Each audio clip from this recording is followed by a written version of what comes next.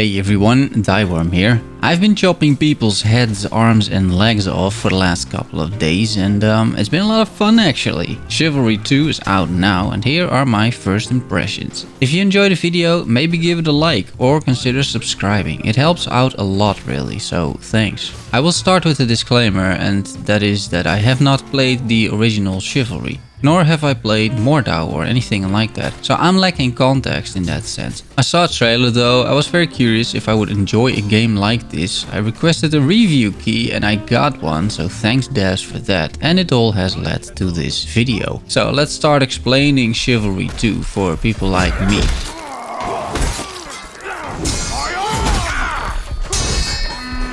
Good as went best.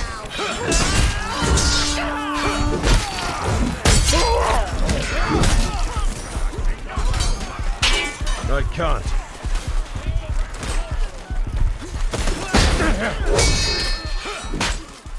It's pretty simple actually. You are a soldier in an army in medieval times and you're dropped into a massive multiplayer battleground. There is no single player. This is a 100% multiplayer game, which is good to realize. The multiplayer mode is simply selected from the main menu. There's matchmaking, which worked flawlessly for me, and then you're off to the races with 40 or 64 other players. The goal: fulfill the objectives of the map.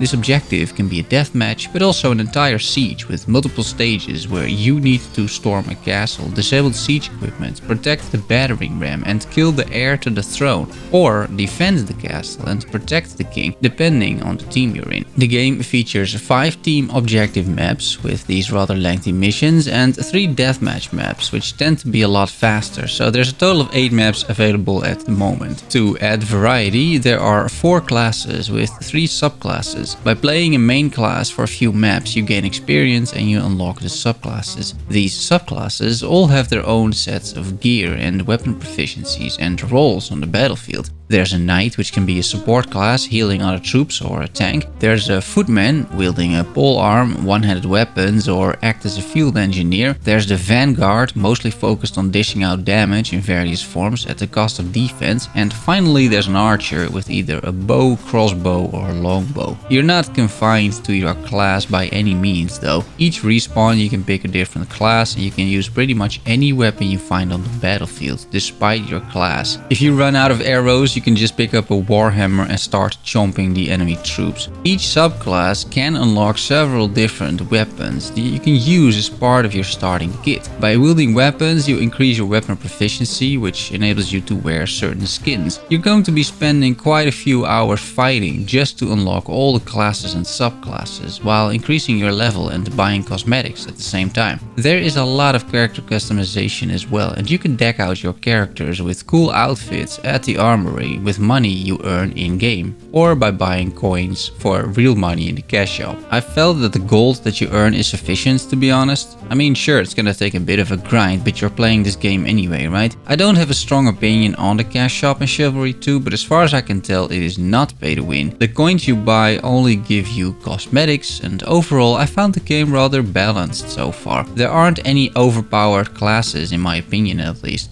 I felt I had a fighting chance no matter which class I picked, and it's much more about practicing than about strong weaponry or outfits or whatever. There are a lot of things that Chivalry 2 does really well. They claim a cinematic experience on their website, which isn't easy to pull off, but at times I did feel like I was walking on a set of Braveheart or something. A lot of effort has been spent on the maps, the mission structure and objectives you need to complete, the level design and the weapon and armor pieces. While you could reduce the whole game to simple hack and slashing, that wouldn't be fair to the devs who went out of their way to make sure the entire level is filled with interactive objects and fun things to do. You can grab any weapon you see, either from slain enemies or from weapon stands or from the wall even, like a sword and a shield. There are traps that you can place, food you can eat, you're required to steal gold, kill kings, man ballistas, protect a convoy, throw rocks at a castle gate, set enemies ablaze with fire arrows, and much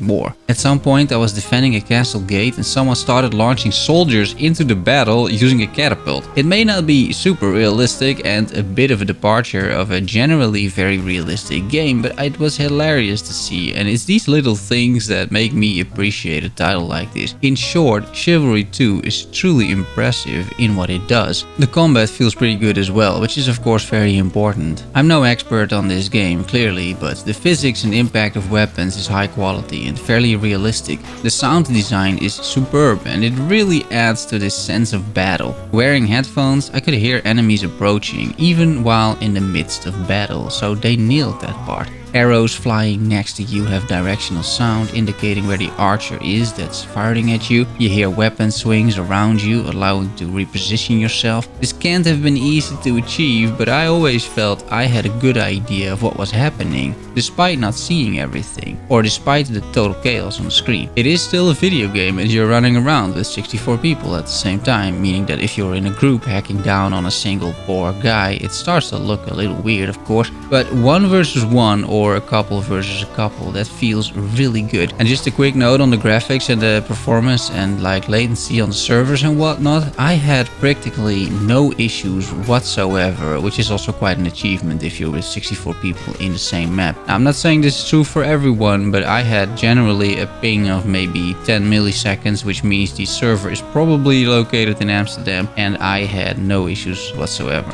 Despite what some of my gameplay footage may suggest, this isn't mindless combat either. I'm just not very good at this still, but especially after a while I got the hang of successfully parrying attacks, countering, blocking, and draining the stamina of enemies. No stamina means you can't block, which means I can chop your head off, which is kind of the point of the game.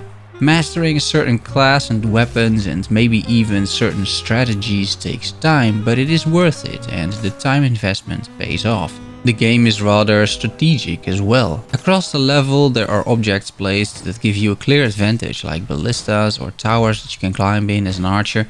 The classes did provide quite a bit of different playstyles, and just rushing into battle is a good way to get you killed and wait for the respawn timer. Instead, you're much better off trying to get a good look at the battlefield and see where you can flank the enemies and then place a few well-aimed attacks from the back because they can't block those attacks. If you want to win, you need to keep these objectives in mind and the different routes the enemy can take to reach those objectives, and then defend them or attack them using those routes. The game can be played in 2 perspectives, first person and third person. The first person gives you this intense, chaotic feel of combat. It reminded me a bit of Vermintide 2. There's also a third-person mode, which makes the game a lot easier to play because you get a better overview of the action and placing attacks is not that hard anymore. Third-person view does take away from that chaotic, urgent feeling of the combat though, so it's up to you what you prefer in the end. It may also depend on your class. An archer plays a lot better in first person in my opinion, while several melee classes benefit from a third-person mode. But here's the thing, right, with Chivalry 2, at least for me. During the first 2 hours, I was literally laughing out loud at how fun and meaty the combat is. There is just something about chopping off other players' arms that's hard to beat, honestly. The 4 hours after that, I was gaining gold and unlocked more classes and started experimenting with several classes while also learning the maps a bit, figuring out the best approaches to take for each mission. Once again, it's a lot of fun. And a few hours after that, I got decent at the game, regularly finishing in the top 10, which isn't too bad for someone who never plays these games. I was clearly improving, and that's once again progression, which is good. But after that, which is kind of the state I am in right now, you start to realize how limited Chivalry 2 really is. I'm starting to get a little bit bored with this game around 15 hours in. I could probably stretch it for another couple of hours by playing a few matches every now and then, and playing just a session is still fun, but it's clear to me that this isn't a game I would spend, let's say, 30 hours in or something. So where does that bring us with regards to this medieval slasher? If you already know what you're getting into and this is what you love playing, which is a massive multiplayer online medieval battle, then this game will not disappoint. As a matter of fact, it delivers on all fronts, I would say. Everything that's there is done extremely well, I feel. If you enjoy this type of combat over and over again, if you enjoy unlocking the hundreds of skins the game available, if you enjoy unlocking all the classes and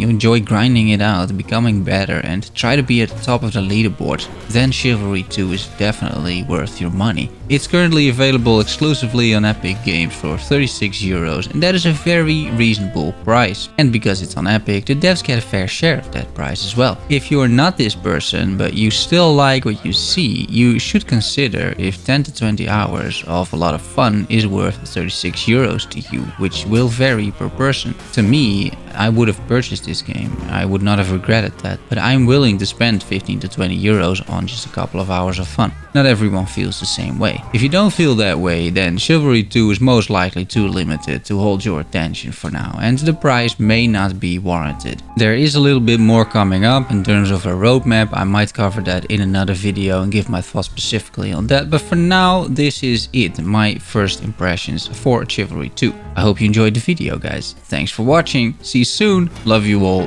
bye bye.